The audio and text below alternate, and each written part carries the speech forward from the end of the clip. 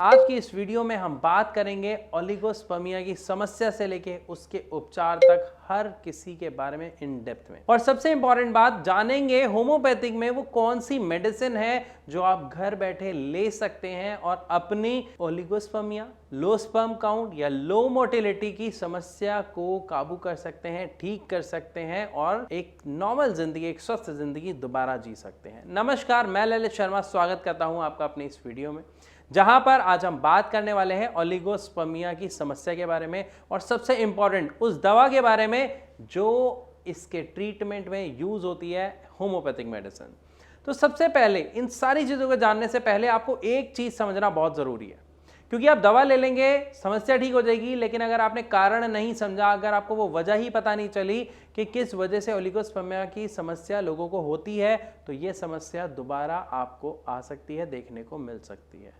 तो असल में ओलिगोस्पर्मिया को लेके लोगों को बहुत सारे वहम होते हैं कि शायद बचपन में मेरी कोई गलती रही होगी जिस वजह से मेरे को आज ये प्रॉब्लम है, या पता नहीं क्यों मेरे शरीर में कमी आ गई है, मेरी ज़िंदगी ऐसी है जिसकी वजह से मेरे को ये कमी आ रही है या ये समस्या आ रही है। लेकिन यहाँ पर मैं आपको बता दूं कि ओलिगोस्पर्मिया की जो समस्या है उसके मुख्य कारणों में सबसे पहला देखा जाता है लीवर का ठीक तरीके से फंक्शन ना कर पाना, यानी डाइजेशन में प्रॉब्लम रहना, कॉन्स्टिपेशन की प्रॉब्लम रहना, कोलाइटिस की प्रॉब्लम रहना, ठीक से खाना जिन लोगों का पच नहीं पाता है और वो इस चीज़ को बहुत नॉर्मल लेके अवॉइड करते हैं काफ़ी लंबे टाइम तक, तो ऐसा देखा जाता है ज़्यादातर ऐसे लोगों को ओलिगोस्पर्मिया की समस्या का सामना करना पड़ता है।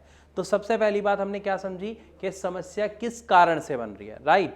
अब अगर हमें समस्या समझ आ गई तो हमें इसके उपचार के लिए क्या करना पड़ेगा, इसके रूट कॉज पर काम करना पड़ेगा। रूट कॉज यानी जड़, और जड़ क्या है समस्या की, अभी हमने देख लिया और समझ लिया। क्योंकि देखिए इसमें होता क्या है, हो सकता है आपको लीवर की समस्या आ रही हो, मुझे डाइजेशन की समस्या आ रही हो, मेरा खाना ठीक से डाइजेस्ट ना हो रहा हो, किसी को कोलाइटिस की प्रॉब्लम आ रही हो, तो किसी को भी अगर ओलिगोस्पर्मिया की प्रॉब्लम आ रही है तो 90% केसेस में हमें देखने को मिलता है कि वो पेट से जुड़ी समस्याओं के कारण ही होती है। तो सबसे पहले हमें क्या करना है, अपनी पेट की समस्या को कंट्रोल करना है समय रहते, और इवन अगर ये समस्या हो गई है तो भी, ताकि आपको जो आप ट्रीटमेंट ले रहे हैं उसके रिजल्ट बेहतर मिल सके। यहां तक समझने के बाद अब बात करते हैं दवा के बारे में कि वो होम्योपैथिक मेडिसिन कौन सी है जो आप घर बैठे ले सकते हैं और अपना शुरुआती उपचार शुरू कर सकते हैं, और सबसे बड़ी बात जिसका कोई साइड इफेक्ट आपको देखने को नहीं मिलेगा। जी हां, दवा का नाम है न्यूफाल लूटिया मदर टिंचर।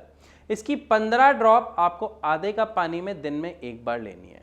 ये आपके ओलिगोस्पर्मिया की समस्या को, आपकी लो मोटिलिटी की समस्या को बहुत ही अच्छे रूप से रिकवर करने में हेल्प करेगा, क्योंकि ये एक बेसिक मेडिसिन है।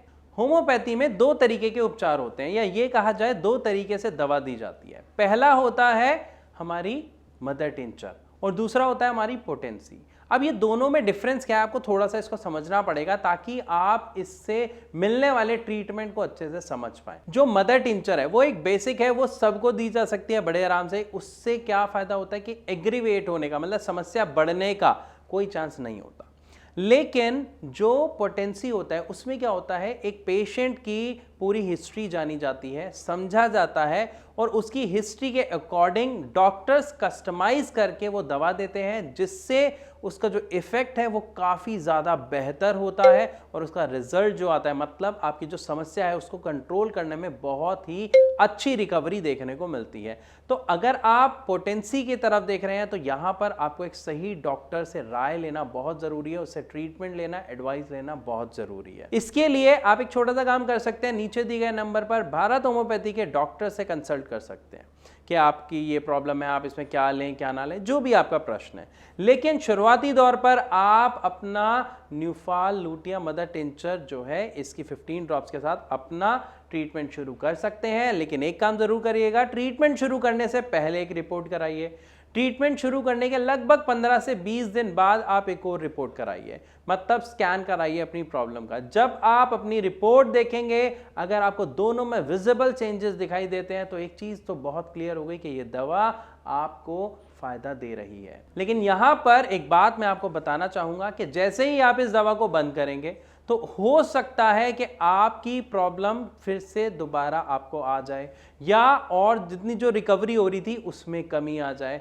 तो अगर आप अपनी पूरी तरीके से समस्या को ख़त्म करना चाहते हैं तो वहाँ पर आपको पोटेंसी जो मेडिसिन है, जो कस्टमाइज करके एक पेशेंट के अकॉर्डिंग दी जाती है, उसकी आपको ज़रूरत पड़ती है, जिससे ना केवल ओलिगोस्पर्मिया बल्कि आपके लो स्पर्म काउंट और इवन लो मोटिलिटी में बहुत ही अच्छा फायदा देखने को मिलता है।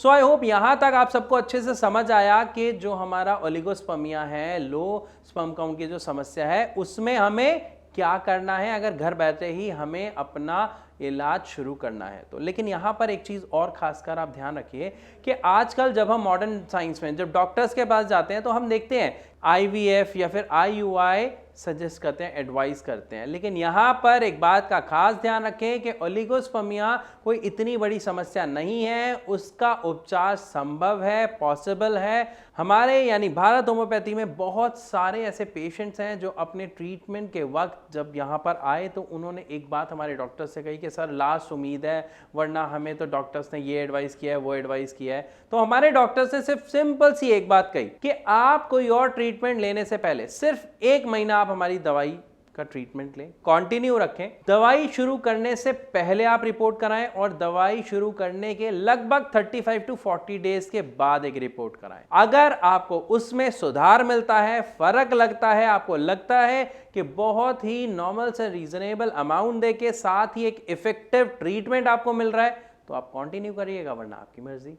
और आप यकीन मानिए फ्रेंड्स, वो पेशेंट आज बहुत खुश है क्योंकि विदाउट एनी प्रॉब्लम अब वो अपनी लाइफ बिल्कुल नॉर्मल जी रहे हैं और उनकी जो ओलिगोस्पर्मिया की प्रॉब्लम थी वो काफ़ी हद तक ख़त्म हो चुकी है। लेकिन यहाँ पर ध्यान रखिएगा, हर पेशेंट में क्या होता है, किसी को रिजल्ट हो सकता है कि 10 दिन में मिल रहा है, किसी को 15 दिन में मिल रहा है और किसी को तो शायद 7 दिन में मिल जाए। It depends person to person. But yes, homeopathic medicine जो जानी जाती है वो जानी जाती है कि इसका कोई साइड इफेक्ट नहीं है और इसके जो रिजल्ट हैं वो बहुत अच्छे हैं।